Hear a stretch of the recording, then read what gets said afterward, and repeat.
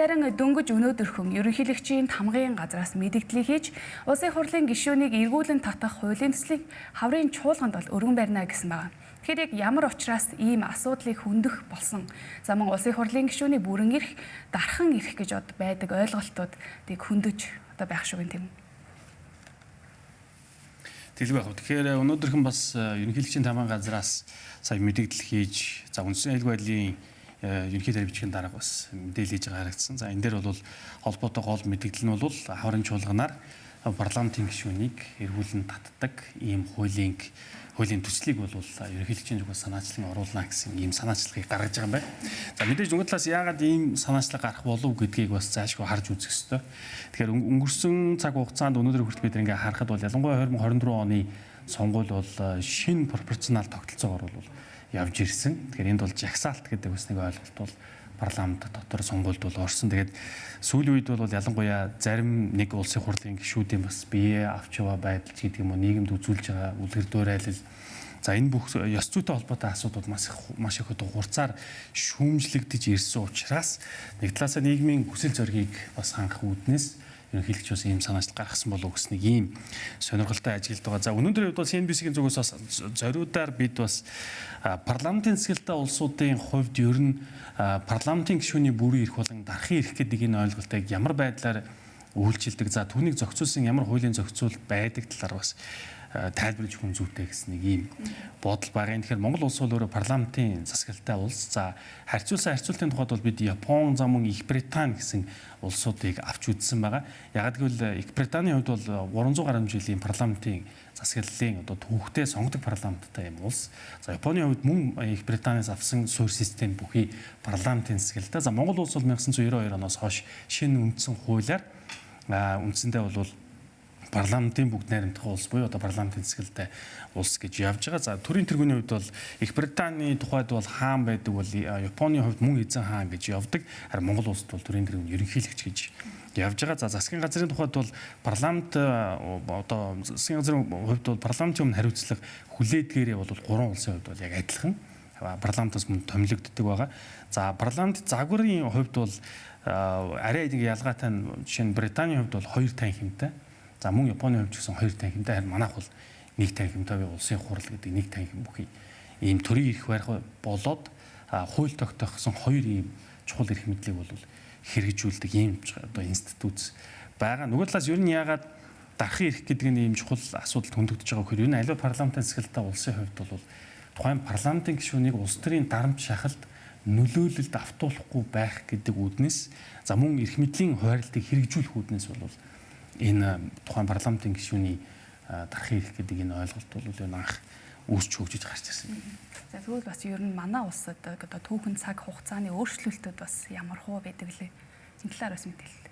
Тийм. Тэгэхээр Монгол улсын хувьд бол аваад үзэхэд 1900 түрүү хэлсэн бид бол 4 дахь удаага шинэ үндсэн хуулиа бас баталсан. Тэр бол 1992 онд болсон үйл явдал. За үндсэн хуулинд батлахдаа бол мэдээж тэн дотор парламентын засаглалтай ус учраас амин сүнс нь болж байгаа зүйл нь өөрөө ялдчихгүй парламенттай холбоотой. Тэр тусмаа түүнийг бүрдүүлж байгаа парламентын гишүүдтэй холбоотой.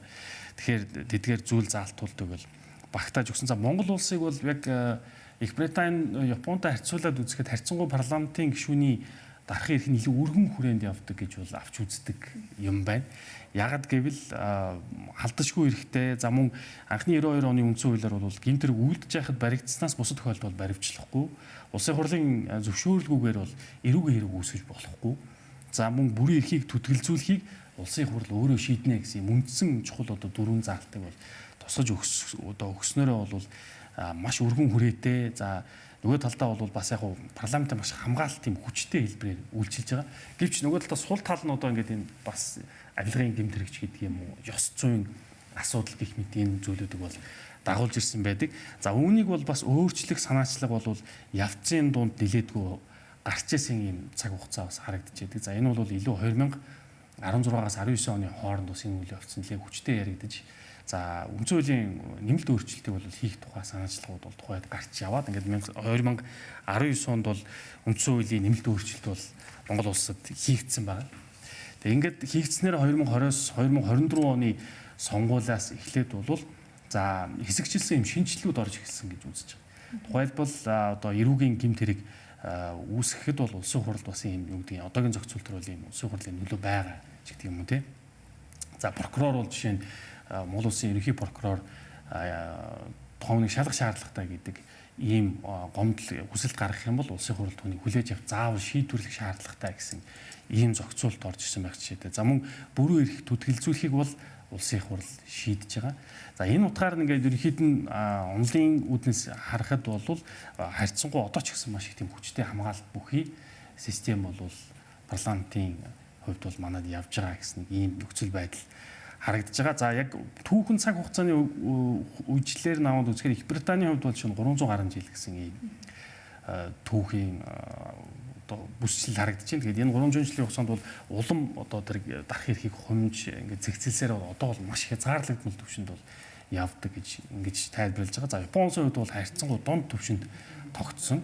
За манай улсын хувьд бол харьцангуй залуу гэж ойлгож байна. 1992 оноос хоошгоор одоо бол үндсэндээ 34 жилийн хугацаа 35 дахь жил рүү үндсэндээ бол орох гэж байна гэсэн нэг ийм ерөнхий төр зураг харагдаж байгаа. За ер нь базаад хэлэхэд том зургаар бол парламентын гишүүний бүрэн эрх гэдэг бол өөрөө халдшгүй байдал гэдэг нь төлөөллийн арчлалын зарчмаар ажилладаг энэ системийн хувьд бол гишүүнийг ямар нэг улс төрийн дарамт шахалтанд оруулахгүй байх, нөлөөлөлд оруулахгүй байх, за дурын хүн одоо юу гэдэг нь дарамт үүсгэж тухайн гишүүнийг эргүүлэн татдаг байх юм бол төрийн ажил өөрөө явахгүй гацах юм том одоо нөхцөл бас бүрддэг учраас тэр хамгаалалтыг бий болгож өгдөрөө энэ дарах эрх гэдэг юм онцгой үүрэгтэй гэж ойлгож байна. Тэгэхээр яг ач холбогдол нь бол яг энэ дээр ингэж ойлгох юм. Тийм. Магадгүй төгсгөлд нэмж хэлэхэд бас ерөнхийлөгчийн яг хуулийн төсөл яг эвгүй орсныг бол мэдэхгүй байна. Тэр бол явцнууд харагдах байх. Гэхдээ илүү ёс зүг тодтогч байгаа учраас магадгүй мэдээж одоо дархлааг хадгалах зарчмаа хадгалаад ёс зүйрөө илүү хандсан хариуцлагыг бас оруулж өгч байгаа болов уу гэсэн нэг таамаг байна. За баярлалаа.